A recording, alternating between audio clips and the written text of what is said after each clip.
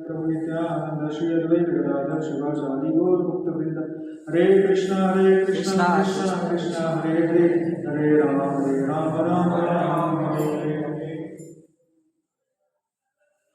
हरे कृष्णा।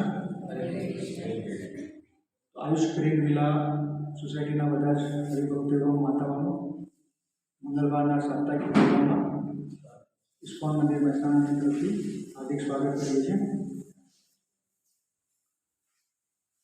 કેટલા ભક્તો લાસ્ટ પ્રોગ્રામમાં આવ્યા બધા? એવું જોવામાં આવી રહ્યું છે કે માતાઓની સંખ્યા વધારે છે, ભક્તોની સંખ્યા ઓછી છે। તો જે માતાઓ એકલા આવ્યા છે તો પ્રભુજીઓ સાથે કેમ નહીં લાવ્યા? એનું કારણ હા,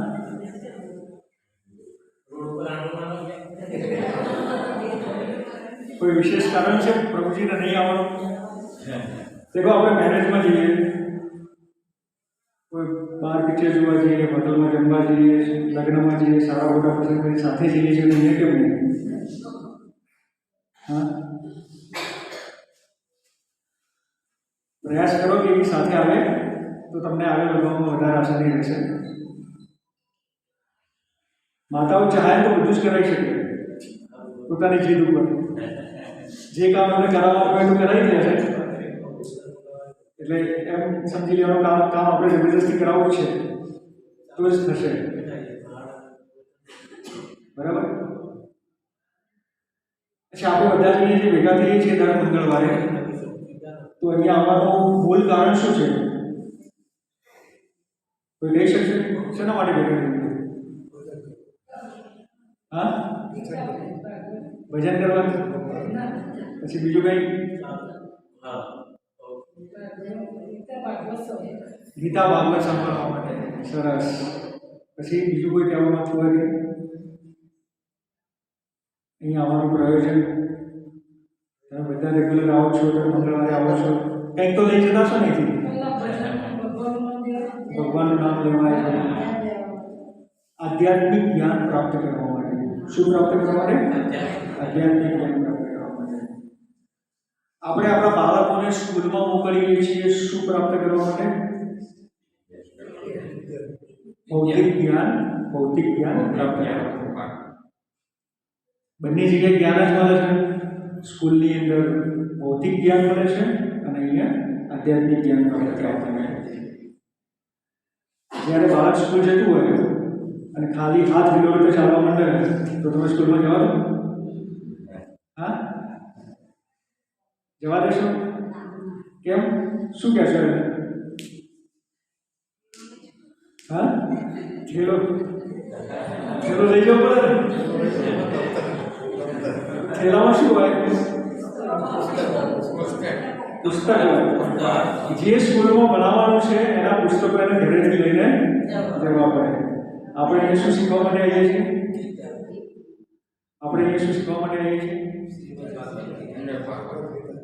કોના ભક્તના ઘરે ભગવદ ગીતા નથી?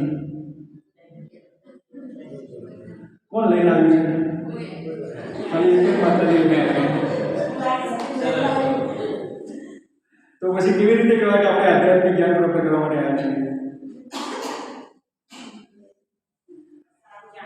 વિચારવાનો વિષય છે ને? જે વસ્તુ છે ચોપડી આપણે ભણવા માટે આવ્યા છીએ, ચોપડી જો આપણે સાથે રાખીશું તો અહીંયા જ્યારે ચાલશે ત્યારે બી તમને ખબર પડશે ને ઘરે જઈને વાંચશો ત્યારે બી ખબર પડશે, અને એને ખબર પડવાની નથી। એટલે જે ભક્તો અથવા માતાઓ જોડે ભગવદ્ ગીતા ના હોય તો એ મંદિરથી મેળવી લે, અને જ્યારે બી પ્રોગ્રામ માટે આવો ત્યારે સાથે લઈને આવો। દેખો, જેના જોડે મોબાઈલ છે બધા લઈને આવ્યા છે,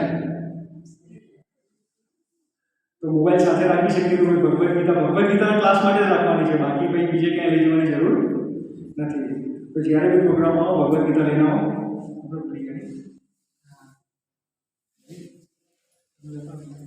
અમે લોકો મંદિરથી લઈને આવ્યા છીએ ભગવદ્ ગીતા, પણ ગાડીમાંથી ઉતારવાનું ભૂલી ગયું। દરેક ભક્તો અને માતાઓને વિનંતી છે કે જ્યારે બી આવો પોતાની પર્સનલ ભગવદ્ ગીતા સાથે લઈને આવો। દેખો, દરેક છોકરાની ચોપડી અલગ હોય છે। જ્યારે શિક્ષક ભણાવે ત્યારે જે ઇમ્પોર્ટન્ટ પોઈન્ટ હોય છોકરો અંડરલાઈન કરે અથવા વાંચવા બેસે ત્યારે અંડરલાઈન કરે. તો એવી જ રીતે આ ભગવદ્ ગીતા જે 700 શ્લોકનો સમૂહ છે એની અંદર ઘણી બધી એવી વસ્તુઓ છે કે જે આપણે જીવનમાં ઉતારવાની છે આપણા જીવન જીવતા જીવતા. તો આપણે આને સાથે રાખીશું અને દરરોજ એનું અધ્યયન દર મંગળવારે અહીંયા અધ્યયન થશે અને જોડે જોડે એક અઠવાડિયાનો સમય મળશે બીજું મંગળવાર આવે ત્યાં સુધી. તો જે અધ્યયન થયું છે એને તમે ફરીથી ઘરે જઈને વાંચો અને તમને કોઈ બી ડાઉટ હોય કોઈ બી સમસ્યા હોય તો તમે બીજા મંગળવારે આવીને પૂછી શકો છો. આમાં કંઈ છોકરાઓના જેમ તમને જબરજસ્તી મારી મચેલી બનાવવામાં નહીં આવે. તમારે સ્વતઃ ભણવાનું છે, આપણા કલ્યાણ માટે છે. ભૌતિક સંસાર કરતાં ઘણું ઉચ્ચ જ્ઞાન છે, દિવ્ય જ્ઞાન.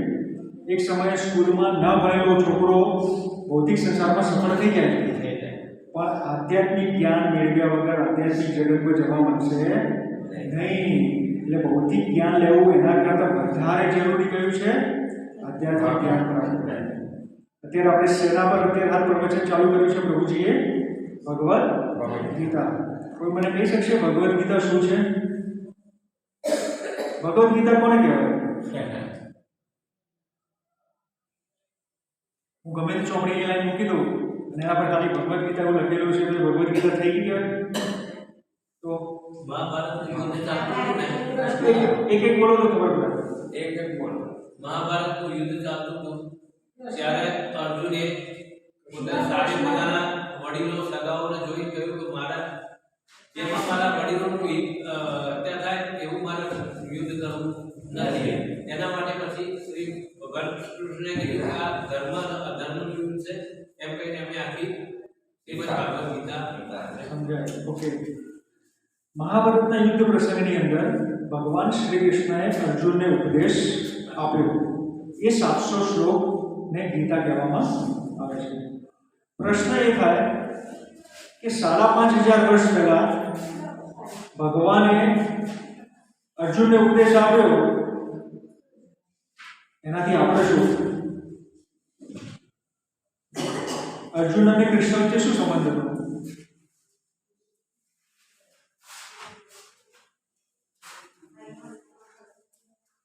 મામા ભાઈના છોકરા હતા. અર્જુન અને કૃષ્ણ મામા અને ભાઈના છોકરા હતા. આપસમાં એમનો સંબંધ હતો. હવે બે ભાઈઓ વચ્ચે સંવાદ થયો 5500 વર્ષ પહેલા. તો એની ચર્ચા આપણે અત્યારે કરીને શું ફાયદો? કોઈ ફાયદો થશે? છતાંય અમે ચર્ચા કરવા મંદિરથી અહીંયા આવ્યા છીએ, તમે લોકો ઘરેથી સાંભળવા માટે આવ્યા છો. બે ભાઈઓ વચ્ચે થયેલી ચર્ચા 5500 વર્ષ પહેલા જે ચર્ચા થઈ છે એ ચર્ચા આપણે અત્યારે સાંભળવા માટે એકત્ર થયા છીએ. તો એવું કહેવાય છે કે સંપૂર્ણ વૈદિક શાસ્ત્રરૂપી જે ગાય છે એ ગાયનું દોહન કરવામાં આવે. ગાયના દોહીએ તો શું નીકળે? દૂધ નીકળે, અમૃત નીકળે. તો ભગવાન કૃષ્ણ અહીંયા ગોવાળ છે. સંપૂર્ણ વૈદિક જ્ઞાનરૂપી ગાયને જ્યારે અમે દોઈ, તો ગાયના દોવી હોય તો તમારે શું જોઈએ? પહેલા ગાય એમને દોવા દે? કોણ જોઈએ? કોણ તો બરાબર, પણ એના સિવાય વાછરડું અથવા વાછરડી જોઈએ. જ્યારે વાછરડું અથવા વાછરડી આવે ત્યારે ગાયને બસ આપસમાં ચર્ચા નહીં કરો. એકવાર વાત પતી. ગાયને દોવા માટે વાછરડું અથવા વાછરડીની જરૂર પડે. તો સંપૂર્ણ વૈદિક જ્ઞાન રૂપી ગાયને જ્યારે ભગવાન કૃષ્ણ ગોવાળ રૂપે દોરતા હતા ત્યારે અર્જુન વાછરડું બની ગયા. અર્જુને વાછરડું બનાવી અને ભગવાને આ ગાયને વૈદિક જ્ઞાન રૂપી જે સંપૂર્ણ વૈદિક જ્ઞાન હતું એ ગાયને દોઈ અને દોઈને શું નીકાળ્યું? આ ભગવદ્ ગીતા રૂપી દૂધ. શું નીકળ્યું? ભગવદ્ ગીતા રૂપી દૂધ નીકળ્યું. ગાય જેટલું દૂધ આપે, શું બધું વાછરડા માટે હોય? બધું જ દૂધ વાછરડું પી જાય તો એને પચે નહીં. થોડુંક દૂધ વાછરડા માટે હોય અને બાકીનું બધું દૂધ કોના માટે હોય? મનુષ્યો માટે. એટલે આપણે ગાયને દોઈએ તો કોઈ એક આંચળ પીવડાવે અથવા બે આંચળ વાછરડા પીવડાવે, બાકીના બે આંચળ આપણા માટે હોય. આ ભગવાને કરેલી વ્યવસ્થા છે.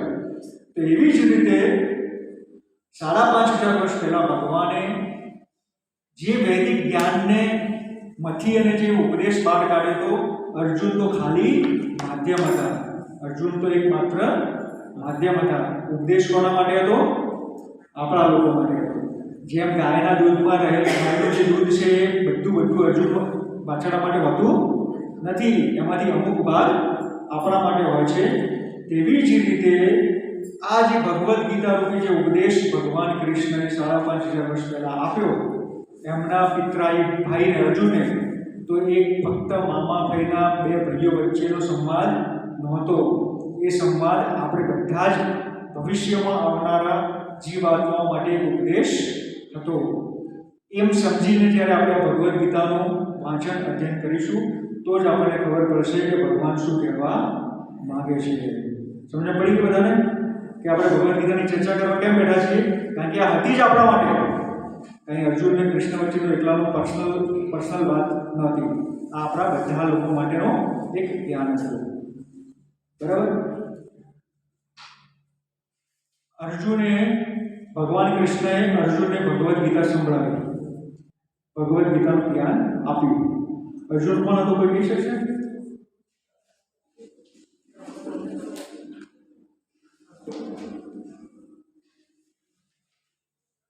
સાધુ મહાત્મા હતો? બ્રહ્મચારી હતો? કોણ હતો? યોદ્ધા હતો? ક્ષત્રિય હતો? ગૃહસ્થ હતો? કોણ હતો? પત્ની બાળકો હતા ને અર્જુન? આપણે બી ગૃહસ્થ છીએ. ઘણી વખત જ્યારે અમે મંદિરથી ભગવદ્ ગીતાનો ઉપદેશ કહીએ ને એટલે ઘણા બધા લોકો કહે છે, સાહેબ અમારે સાંભળેલું કરવાનું, બધા તો ગૃહસ્થ વ્યક્તિએ તો સાધુઓને સાંભળવાનું હોય.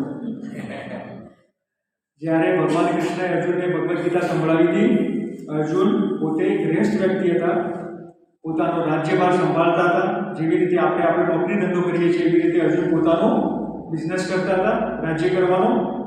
એમના પણ પત્ની હતી, એમના પણ સંતાનો હતા. આપણે બી ગૃહસ્થમાં રહીએ છીએ, આપણે બી આપણો નોકરી ધંધો કામ ધંધો કરીએ છીએ, આપણે બી પરિવાર સાથે પત્ની પુત્ર બાળકો સાથે રહીએ છીએ. એટલે આપણને એવું લાયસન્સ નહીં મળી ગયું કે આપણે તો ગૃહસ્થ થઈ ગયા એટલે આપણે ભગવદ્ ગીતા સાંભળવાની જરૂર નથી. ભગવદ્ ગીતા આપણા માટે જ છે. કોના માટે છે? આપણા માટે છે. તો અર્જુન ગૃહસ્થ જીવનમાં રહી અને ભગવાને અર્જુનને ભગવદ્ ગીતા કીધી હતી આપણા બધા ગૃહસ્થો માટે, કે જેથી કરીને આપણે એને સમજી શકીએ. અર્જુનને ભગવાને ભગવદ્ ગીતા ક્યાં આગળ કીધી હતી? કુરુક્ષેત્રના યુદ્ધમાં. અર્જુન કોણ હતો? યોદ્ધા. એ વખતે શું થવાનું હતું? યુદ્ધ. તો અર્જુનનો જે બિઝનેસ હતો ને, કોઈ દુકાનદાર હોય તમારો મિત્ર અને તમે 11 વાગે એક્ઝેક્ટ એને મળવા જાઓ અને ખૂબ ગરાગી હોય તો શું કહે? ભાઈ અત્યારે ના આવતો, અત્યારમાં ટાઈમ નહીં, મરવાનો ટાઈમ નહીં. ઘણા બધા લોકો એવું કહે છે પોતાનો ધંધો એટલો ચાલતો હોય ને તો ઘરેથી ટિફિન લઈ જાય તો ટિફિન પાછું આવે. કેમ કે જમવાનો સમય નહીં મળતો, એટલી બધી ગરાગી થાય છે ને એવું નહીં. તો એવી રીતે અર્જુન માટે એ યુદ્ધનો સમય એના માટે મરવાનો સમય નહોતો, કારણ કે એનો બિઝનેસ હતો યુદ્ધ કરવું. તો યુદ્ધ કરવું એનો મૂળ ધર્મ હતો. એને યુદ્ધ ભૂમિની અંદર કોઈ તમને ઊભા રાખીને ભગવદ્ ગીતા કે આજે કોઈ આપણી દુકાને આવે 4 ગ્રાહક ઊભા અને હું બહુ પ્રભુજી જરા ભગવદ્ ગીતા સાંભળો તો તમે શું કહેશો? ભાઈ તારે રવા દે, ટાઈમ નહીં, નવરા છે, નવરો એટલે આવજે, નવરા હોય એટલે આવજો. તો જેવી રીતે આપણા માટે એ સમયે ભગવદ્ ગીતા સાંભળવાનો નથી, બિઝનેસ કરવાનો છે, પીક અવર છે, એવી જ રીતે યુદ્ધ ભૂમિની અંદર અર્જુન યુદ્ધ કરવા તૈયાર થઈ ગયો છે. અને યુદ્ધ કરવા તૈયાર થયેલા અર્જુનને ભગવાન ભગવદ્ ગીતા સંભળાવી રહ્યા છે. કેટલું અર્જન્ટ છે, ચારે બાજુ બધા જ યોદ્ધાઓ ઊભા થઈ ગયા છે, સામ સામે સેનાઓ આવી ગઈ છે અને બધા બસ તૈયારી છે હવે કે આ બાજુથી આ બાજુ યુદ્ધ ચાલુ થાય. એવા સમયે ભગવાન અર્જુનને ભગવદ્ ગીતા સંભળાવે છે. એટલે કદી એવું ના સમજવું જોઈએ કે ભગવદ્ ગીતા ખાલી વૃદ્ધોને સાંભળવાની છે, ભગવદ્ ગીતા નિવૃત્ત થયા પછી આપણે સાંભળવાની છે. ભગવદ્ ગીતાનું પાલન તમે જે આશ્રમમાં, જે પરિસ્થિતિમાં, જે ઉંમરમાં, જે કોઈ કામકાજ કરતા હોય એ સમયે જ્યારથી ખબર પડે ત્યારથી એને અનુસરવાનું, એને પાલન કરવાનું ચાલુ કરવું જોઈએ. કારણ કે અર્જુન વયોવૃદ્ધ નહોતો, અર્જુન યુવાન હતો. છતાં એને ભગવદ્ ગીતા સાંભળી હતી. એટલે ઘણા લોકો કદાચ 12 યુવાનો બેઠા છે એમાંથી તમે જઈને કહો કે આવો ભગવદ્ ગીતા સાંભળવા, તો તમને એવું કહેશે દાદા તમારી ઉંમરથી તમે સાંભળો, અમારો ટાઈમ છે. વાસ્તવિકતામાં એવું એમની અજ્ઞાનતા છે. ભગવદ્ ગીતા યુવાનો માટે જ છે, કારણ કે આની અંદર જે આધ્યાત્મિક જ્ઞાન છે એ યુવા અવસ્થામાં જલ્દી સમજમાં આવે છે. વૃદ્ધાવસ્થામાં બી સમજમાં આવે છે, પણ યુવા અવસ્થામાં બી સમજમાં તો આવે જ છે. એટલે આ જ્ઞાન બધી જ ઉંમરના લોકો માટે, બધા જ પ્રકારના વ્યવસાય કરતા લોકો માટે, બધા જ પ્રકારના આશ્રમોમાં રહેતા લોકો માટે જરૂરી છે. ચાહે તમે બ્રહ્મચારી હો, ગૃહસ્થ હો, વાનપ્રસ્થ હો અથવા સંન્યાસ હો, ગમે તે આશ્રમમાં તમે રહેતા હો, ચાહે તમે બ્રાહ્મણ હો, ક્ષત્રિય હો, વૈશ્ય અથવા શૂદ્ર, ગમે તે વર્ણ અથવા આશ્રમમાં રહેતા લોકો માટે, ગમે તેટલી ઉંમર હોય તમારી, ભગવદ્ ગીતા બધા જ માટે ઉપદેશ અનુસરવા લાયક, પોતાના જીવનમાં અનુસરવા લાયક છે. હવે ભગવદ્ ગીતાની શરૂઆત થઈ કે જ્યારે અર્જુન યુદ્ધ કરવા માટે ગયા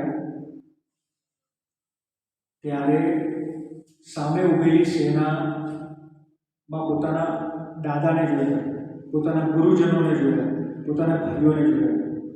આ જોઈ અને અર્જુન યુદ્ધ કરવાની ના પાડવા લાગ્યા. એમણે અલગ અલગ તર્ક આપ્યા ભગવાન કૃષ્ણને કે હું યુદ્ધ કરવા માંગતો નથી. અર્જુન પોતાના કર્તવ્યમાંથી વિમુખ થવા લાગ્યા. પોતાનું જે કર્તવ્ય હતું, કયું કર્તવ્ય હતું? અર્જુનનું કર્તવ્ય હતું યુદ્ધ કરવાનું, અને એ બી ભગવાન કૃષ્ણના આદેશ મુજબ યુદ્ધ કરવાનું. કોના આદેશ મુજબ? ભગવાન કૃષ્ણના આદેશ મુજબ ધર્મની સ્થાપના કરવા માટે અર્જુને યુદ્ધ કરવાનું હતું. પોતાના એ કર્તવ્યમાંથી જ્યારે અર્જુન વિમુખ થયા ત્યારે ભગવાન કૃષ્ણએ આ ભગવદ્ ગીતાનો ઉપદેશ આપ્યો. હવે પ્રશ્ન એ થાય કે તમારે મારે તો ક્યારે યુદ્ધ કરવા જવાનું નથી. તમને અને મને કૃષ્ણ ભગવાને કોઈ આદેશ આપ્યો નથી. તો આ ભગવદ્ ગીતાનું જ્ઞાન આપણા શું કામનું? કારણ કે આ તો ભગવાને ગીતા કીધી, એના પછી અર્જુને શું કર્યું? ગીતા સાંભળી લીધા પછી યુદ્ધ કર્યું. યુદ્ધ કરીને જીતી ગયા. એનો મતલબ શું થયો? ગીતાનું જ્ઞાન પ્રાપ્ત કર્યા પછી અર્જુને યુદ્ધ કર્યું. પણ હવે તો આપણે તો યુદ્ધ કરવાનું જ નહીં. તો શાના માટે સાંભળવું જોઈએ ગીતા? જરૂર છે સાંભળવાની? હા, સરો આપણા જીવનનો ઉદ્ધાર કરવાનો. દેખો, જેવી રીતે અર્જુન કર્તવ્યમાંથી પરભ્રષ્ટ થઈ ગયા હતા, એવી જ રીતે આપણે બધા જ લોકો, ચાહે પુરુષ શરીરમાં હોય અથવા સ્ત્રી શરીરમાં હોય, આપણે જીવાત્મા, આપણે મનુષ્ય શરીર ધારણ કર્યું છે, અને આપણે આ મનુષ્ય શરીરમાં કરવાના જે કર્તવ્ય છે એનાથી આપણે બધા જ લોકો પથભ્રષ્ટ છીએ. આપણે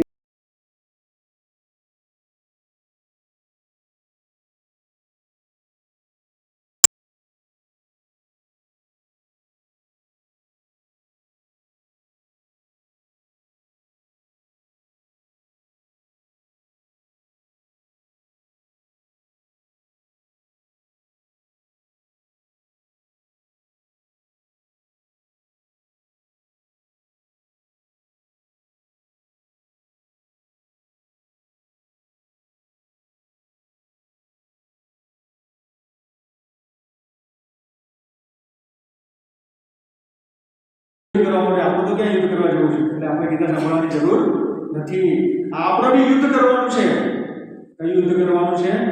માયા જોડે યુદ્ધ કરવાનું છે. કોના જોડે યુદ્ધ કરવાનું છે? માયા જોડે યુદ્ધ કરવાનું છે. આપણે બધા જ શરીર નથી, આત્મા છીએ. આપ સૌ જાણો છો, આના પહેલા ચર્ચા થઈ ગઈ છે કે ભાઈ આપણે શરીર નથી, આપણે કોણ છીએ? આત્મા છીએ. ભગવદ્ ગીતામાં ભગવાન કૃષ્ણ કહે છે, મમે વંશ જીવ લોકે જીવભૂત સનાતન મનઃષ્ટાની ઇન્દ્રિયાની પ્રકૃતિ સ્થાની કરશતી. આપણે બધા જ લોકો ભગવાન કૃષ્ણના અંશ છીએ. ભગવાન કૃષ્ણ પરમાત્મા છે, આપણે એમની આત્મા છીએ, અને અનાદિકાળથી આપણે આ ભૌતિક સંસારની અંદર 5 ઇન્દ્રિયો અને મનને લઈને કષ્ટ ભોગવી રહ્યા છીએ. તો મનુષ્ય શરીર ધારણ કર્યા પછી આપણું શું કર્તવ્ય છે એ ભગવદ્ ગીતામાંથી આપણે જાણવાનું છે. હાલ આપણે બધા જ લોકો ગૃહસ્થમાં રહીએ છીએ. બધામાંથી ખાલી આ પ્રભુજી એકલા બ્રહ્મચારી છે, બાકી બધા જ લોકો ગૃહસ્થ છે. તો ગૃહસ્થમાં રહેવાવાળા ભક્તો, ગૃહસ્થમાં રહેવાવાળા સામાન્ય લોકો પોતાનું જીવન કેવી રીતે જીવે છે, શું ઉદ્દેશ્ય હોય છે, એ ગૃહસ્થ વ્યક્તિનો શું ઉદ્દેશ્ય હોય, કોઈ કહી શકશે? આપણે બધા જ ગૃહસ્થમાં રહીએ છીએ, આપણે કયા ગોલ, કઈ ઈચ્છાથી જીવન જીવીએ છીએ, આપણે આપણા બાળકોને શું, કઈ વસ્તુ પ્રાપ્ત કરવાની ઈચ્છા કરીએ છીએ, બાળકો જોડેથી શું અપેક્ષા રાખીએ છીએ, આપણે શું કરીએ છીએ જીવનની અંદર, આપણા જીવનનો ધ્યેય શું છે?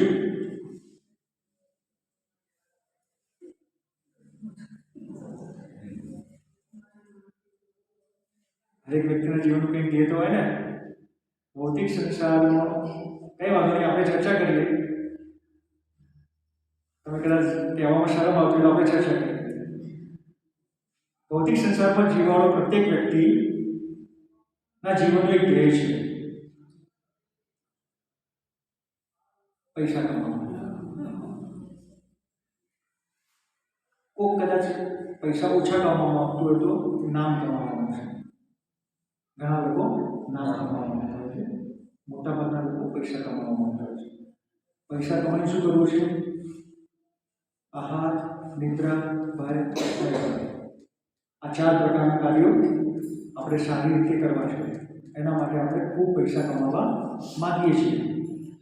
તમે જોજો, આપણા જીવનનું લક્ષ્ય છે કે કેવી રીતે વધારેમાં વધારે પૈસા કમાઈએ. આપણા બાળકને આપણે શું શીખવાડીએ છીએ? ખૂબ સારું ભણશે, ખૂબ સારા ટકા લાવજો, ડૉક્ટર, એન્જિનિયર બનશે, પછી પૈસા કમાશે, પછી સુંદર સ્ત્રી, સુંદર છોકરી જોડે લગ્ન કરશે, પછી પુત્ર ઉત્પન્ન થશે, પછી બસ આમ નામ ચાલે જવાનું. આ જ વસ્તુ ચાલી રહી છે સંસારની અંદર. એ ખોટું કહેતો હોય તો કહેજો મને. ભૌતિક સંસારમાં આ જ રીતે પ્રત્યેક વ્યક્તિ જીવન જીવી રહ્યો છે. એ આપણા સમાજની સૌથી મોટી ભૂલ છે. મનુષ્ય શરીર આપણને ખાલી પૈસા કમાવા અને ભોગ ભોગવવા માટે નથી મળ્યું. ભોગ ભોગવવા હોય તો પશુ શરીરની અંદર સારી રીતે ભોગવી શકાય છે. એટલે આપણે જોઈએ છીએ કે એક ગૃહસ્થ વ્યક્તિ પોતાના જીવનની અંદર અથાગ મજૂરી કરે છે. ગધેડાના જેમ મજૂરી કરી અને ખૂબ સારું ધન એકત્ર કરવાની કોશિશ કરે છે, અને એ ધનને વગર વાપરે પોતાના પુત્રજનો માટે છોડીને જવા દે છે. રાત દિવસ મહેનત કરે છે, પોતાના માટે એક રૂપિયો નહીં વાપરતો, અને બધું જ સર્વસ્વ ધન પોતાના પુત્રોને અર્પણ કરી આગળ જતો થઈ જાય. થાય છે નહીં બધા ગયા વસ્તુ? શું આજ આપણા જીવનનું ધ્યેય હતું? જેવી રીતે તમે મહેનત કરી છે તમારા જીવનની અંદર, તો એવી રીતે શું તમારા આવવાવાળા લોકો નહીં કરે? તમારા પુત્ર પરિવારજનો નહીં કરે? શું આપણે જરૂરી છે કે 7 પેઢીનું આપણે જ કમાઈ જવું? દરેક પેઢી પોતાની રીતે નહીં કમાય, પોતાનું કર્મ નહીં કરે? તો વ્યક્તિઓએ એવું સમજી લીધું છે કે આ મનુષ્ય શરીર પ્રાપ્ત કર્યા પછી અધિકથી અધિક ધન કમાઈ અને ભેગું કરી અને પોતાના પુત્રોને આપી જવું એ જ જીવનનું લક્ષ્ય છે. અને એવું કરશો તો જ તમે સફળ થશો. વાસ્તવિકતામાં સફળતા નથી. મનુષ્ય જીવન, પ્રત્યેક વ્યક્તિ, જેટલા બી જીવાત્માને મનુષ્ય શરીર પ્રાપ્ત થાય છે, બધા જ લોકોને ભગવાન વિશેષ બુદ્ધિ પ્રદાન કરે છે. અને વિશેષ બુદ્ધિ ખાલી પૈસા કમાવામાં વાપરવાની નથી. દરેક વ્યક્તિ પોતાનું કર્મ પ્રમાણે કમાઈ લેશે, પોતાની રીતે કમાશે, પોતાની રીતે વાપરશે, પોતાની રીતે ખાશે. આપણે અહીંયા વિશેષ કામ કરવા આવ્યા છીએ. ચલો, કોઈ પિતા પોતાના પુત્ર માટે અથા સંપત્તિ છોડી જતા નથી. ક્યાંક તો જઈ છે નથી. કોઈ પુત્રનું શરીર છૂટે એટલે ક્યાંક તો જાય. પછી જ્યારે એના પુત્રનું શરીર છૂટે એટલે એના જોડે જશે. હા, કેમ?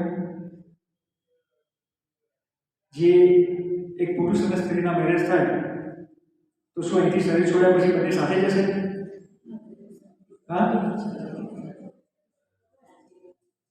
સાથે મરે તો બી સાથે ન જાય, સાથે મરે તો બી સાથે ના જાય. તો આ સાપ તો માત્ર ક્ષણિક ભૌતિક સંસારની માયાનો છે. વાસ્તવિકતામાં તો આપણે બધા જ ઇન્ડિવિજ્યુઅલ જીવાત્મા છીએ. આપણો એકબીજા પ્રત્યેનો જે સંબંધ છે ને, એ સંબંધ આપણો ડાયરેક્ટ સંબંધ નથી. એ સંબંધ કૃષ્ણના માધ્યમથી જ છે, અન્યથા આપણો ડાયરેક્ટ સંબંધ નથી. આપણે બધા ઇન્ડિવિજ્યુઅલ જીવનમાં છે. આપણા વડીલો અત્યારે ક્યાં છે ખબર નહીં, આપણે ક્યાં જઈશું ખબર નહીં, આપણા પુત્રો ક્યાં જશે કોઈ ખબર નહીં. બધા જ લોકો અલગ અલગ થાય છે. જેવી રીતે એક ઉદાહરણ આપે છે શાસ્ત્રોમાંથી કે જ્યારે સમુદ્રનું મોજું આવે અને મોજાની સાથે રેતના કણો આવે, આમ કરીને આવે સાથે મોજાની સાથે રેત આવે ને સમુદ્રમાં, એ જ્યારે આવે ત્યારે જે રેતના કણો તમે હાથમાં ઉપાડ્યા એ બધા જ તમને લાગે કે બધા નજીક છે. જ્યારે તમે એમ પાછી નાખી દો ને અને સમુદ્રમાં ભરી જાય પછી ખબર નહીં એ લોકો ફરીથી ભેગા થઈ શકે નહીં, તો જેની કોઈ ગેરંટી નથી. તો એવી જ રીતે ફક્ત આ જન્મ પૂરતો આપણને આપણો પરિવાર, આપણા પુત્ર પરિજનો મળ્યા છે, પછી આ શરીર છૂટી ગયા પછી ફરીથી આપણને ક્યારે મળશે એની કોઈ ગેરંટી નથી. એટલે ભગવાન ભગવદ્ ગીતામાં આપણે આ જ્ઞાન આપવા માંગે છે કે આપણે શરીર નથી, આપણે આત્મા છીએ અને આત્મા તરીકેનું આપણું એક વિશેષ કર્તવ્ય છે. એ કર્તવ્યમાંથી આપણે ભૂલી ગયા છીએ.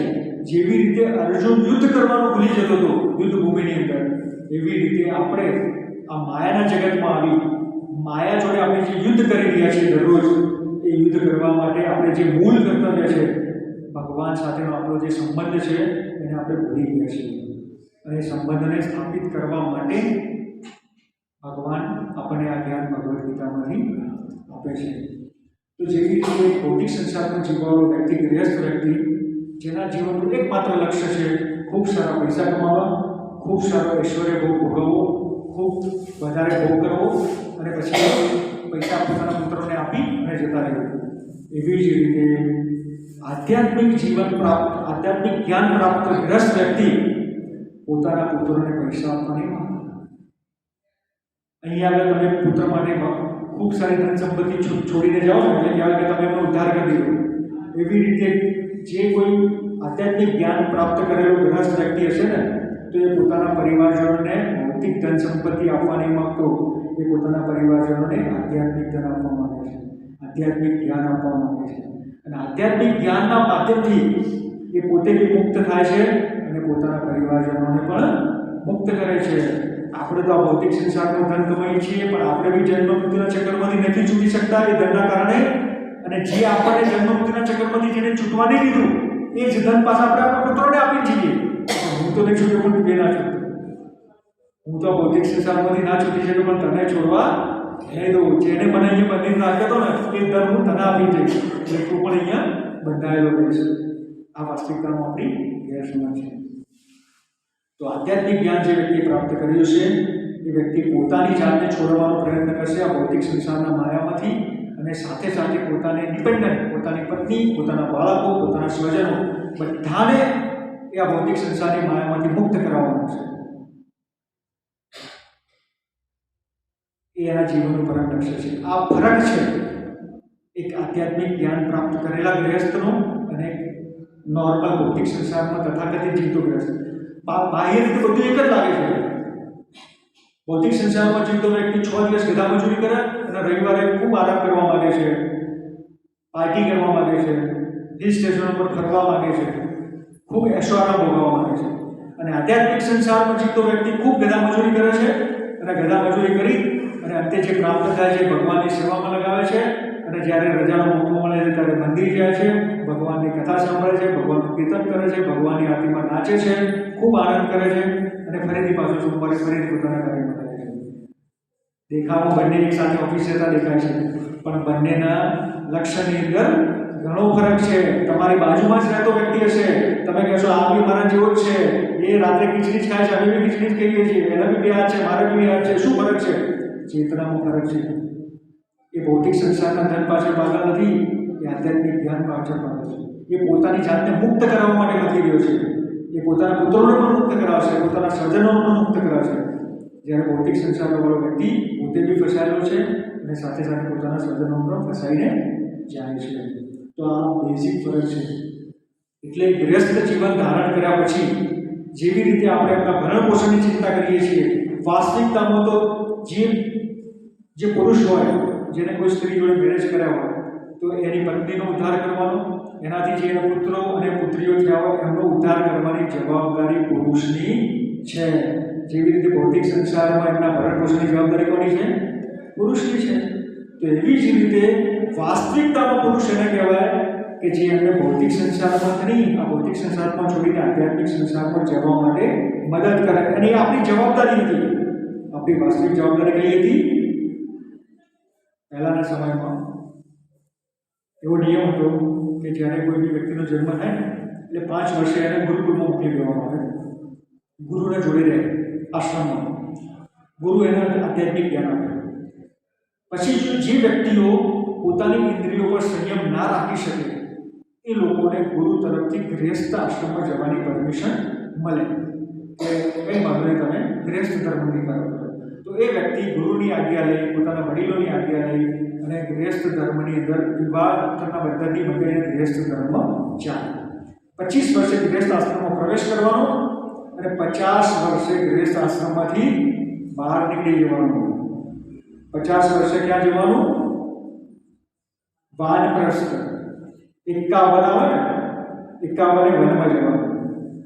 પણ આપણે તો ગુરુકુળ સિસ્ટમ છે નહીં, આધ્યાત્મિક જ્ઞાન કોઈ આપ્યું નહીં. સાહેબોએ ભૌતિક સંસારમાં શીખવાડ્યું. શું શીખવાડ્યું? ગમે તેટલી ગધા મજૂરી કરવાની, પણ ખાલી શું કરવાનું? પૈસા કમાવાના અને ખૂબ આનંદ કરવાનો. કોઈ આધ્યાત્મિક જ્ઞાન આપ્યું નહીં. એટલે આપણે એકવાર ગૃહસ્થમાં ગયા. પછી ઠાઠડી બંધાયા ત્યાં સુધી ગૃહસ્થ બન્યા. વાસ્તવિકતામાં આ આપણા શાસ્ત્રોમાં વર્ણિત નથી. શાસ્ત્રોમાં વર્ણન છે કે 25 વર્ષથી 50 વર્ષ સુધી વ્યક્તિ ગૃહશાસ્ત્રમાં રહે, સંતાનની ઉત્પત્તિ કરે, પોતાનું ભરણ પોષણ કરી અને જે કંઈ છે એની જોડે એ 51મા વર્ષે પોતાના પુત્રોને સુપ્રત કરી અને વનમાં ચાલી નીકળે. વનમાં ઋષિમુનિઓના સાથે સત્સંગ કરવાનો, ઋષિમુનિઓના સાથે રહેવાનું, અલગ અલગ આશ્રમોમાં જવાનું, ત્યાં આગળ જ્ઞાન પ્રાપ્ત કરવાનું. અને 75મા વર્ષે 51 વર્ષે વન ભ્રમણ ચાલુ કર્યું હોય, 75મા વર્ષે વ્યક્તિ સંન્યાસ આશ્રમ ગ્રહણ કરે. જ્યારે વાનપ્રસ્થ આશ્રમ હોય ને ત્યારે વ્યક્તિ આવતો જતો હોય, થોડો સમય થાય, ફરી પાછો આવે ઘરે, પાછો જતો રહે, પાછો આવે.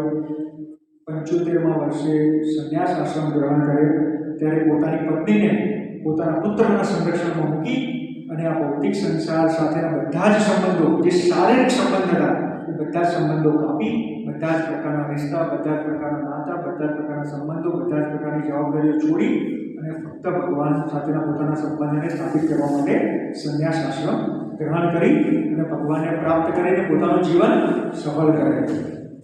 પણ આપણી શું સ્થિતિ છે? આપણે તો એકવાર આશ્રમમાં ઘૂસ્યા છીએ, નહીં કદી આપણે બહાર નીકળતા, નહીં કદી આપણે આપણા પુત્રોને બહાર કાઢીએ.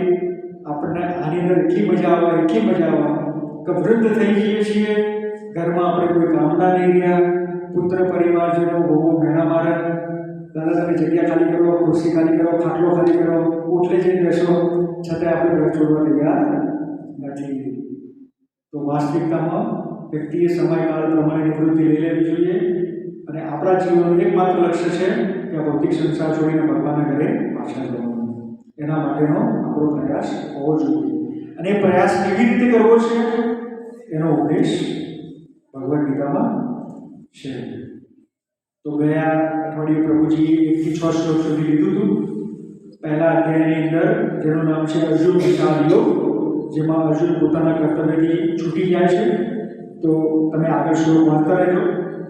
7મા, 8મા, 9મા, 10મા, 11મા અને 12મા આ શ્લોકની અંદર દુર્યોધન દ્વારા શ્લોક બોલવામાં આવે છે કે જેની અંદર દુર્યોધન ભીષ્મ પિતામહને રીઝવવાની કોશિશ કરે છે. દ્રોણ મહારાજ જે એમના ગુરુજી છે એમને રીઝવવાની કોશિશ કરે છે કે એ લોકો એમના પક્ષે રહીને યુદ્ધ કરે, કારણ કે દુર્યોધનને ખબર હતી કે ભીષ્મ પિતામહ જ્યાં સુધી આ યુદ્ધ ઉપર છે ત્યાં સુધી એમને કોઈ હરાવી શકવાનું નથી. એટલે એમને એવી ખબર હતી કે ભીષ્મ પિતામહ અને દ્રોણાચાર્ય બંને હસ્તિનાપુરની ગાદીથી બંધાયેલા છે, એટલે એ લોકો અમારા પક્ષે જ યુદ્ધ કરવાના છે. પણ છતાં મનમાં ડર હતો કે ભીષ્મ પિતામહના હૃદયની અંદર પાંડવો પ્રત્યે વિશેષ પ્રેમ છે. તો એના માટે જ દુર્યોધન એમને પ્રયાસ કરે છે, પોતાની કૂટનીતિ વાપરી અને એમને આ યુદ્ધ કરવા માટે પ્રેરિત કરે છે. અને પછી 13, 14, 15, 16, 17, 18મા શ્લોક સુધી એવી પરિસ્થિતિનો વર્ણન થાય છે કે જેમાં પાંડવોનો જે વિજય છે નિશ્ચિત થઈ જાય છે. ભગવાન કૃષ્ણ પોતાના શંખનાદ કરે છે, અર્જુન બી શંખ વગાડે છે અને આ રીતે બધા જ પાંડવોના યોદ્ધાઓ શંખનાદ કરી અને એ યુદ્ધની અંદર પહેલેથી જ નક્કી થઈ જાય છે કે આ યુદ્ધની અંદર તો ધર્મનો જ વિજય થવાનો છે. અને શંખનાદ સાંભળી અને સામેવાળા પક્ષે જે અધર્મનો પક્ષ હતો કૌરવોનો, એ લોકોને બી મનની અંદર ભ્રમ થઈ જાય છે કે કદાચ આપણે આ યુદ્ધ જીતી શકવાના નથી. એના પછી 18મા શ્લોકથી માંડી અને આગળ અર્જુનનો વિશાળ આવે છે કે જેમાં અર્જુન ભગવાન કૃષ્ણને રથ યુદ્ધભૂમિના વચ્ચોવચ્ચ લઈ જવાનું કહે છે. અને ત્યાં ગયા પછી એ પોતાના પૂર્વજોને જોડે છે, પોતાના દાદાને જોડે છે, પોતાના ભાઈઓને જોડે છે, પોતાના ગુરુઓને જોડે છે. એટલે અર્જુન ઘણા બધા તર્ક આપે છે. અને તર્ક કયા કયા છે અને કયા 4 કારણથી અર્જુન યુદ્ધ કરવાની ના પાડે છે એની ચર્ચા પાછલા શ્લોકોમાં છે, જેની ચર્ચા આવતા અઠવાડિયે પ્રભુજી આપશે તો કરશે. આ આપણે એના પહેલાંની જે પૂર્વ ભૂમિકા હતી એની ચર્ચા આપણે કરી લીધી. મારો તમને બધા જ ભક્તો અને માતાઓને અનુરોધ છે કે તમે હવે જે 6 દિવસ મળ્યા તમને આવતા મંગળવાર સુધી, તો તમે આ ભગવદ્ ગીતા ઘરે થોડી થોડી વાંચો. જ્યાં સમજણ ના પડે ત્યાં ચોકડી પેનથી પેન્સિલથી લીટી કરી અને બીજા મંગળવારે જ્યારે બી આવો ત્યારે તમે પૂછો અને આને સમજો, પોતાના જીવનમાં ઉતારો. તમે તમારા પુત્રોને વારસામાં ઘણું બધું આપ્યું છે. વાસ્તવિકતામાં તમારે વારસામાં આવ્યું આપવાની જરૂર નથી. તો હવે આપો, તમે આ જ્ઞાન તમે પ્રાપ્ત કરો, તમે તમારા પૂરો પરિવારજનોને આ જ્ઞાન આપો, તમારું જીવન સફળ કરો અને એમનું જીવન સફળ કરો. ઠીક છે? આપણે જે કોઈ બી ચર્ચા કરી આજે એના વિશે કોઈને કોઈ શંકા હોય તો પૂછી શકે છે, કોઈ પ્રશ્ન હોય તો પૂછી શકે.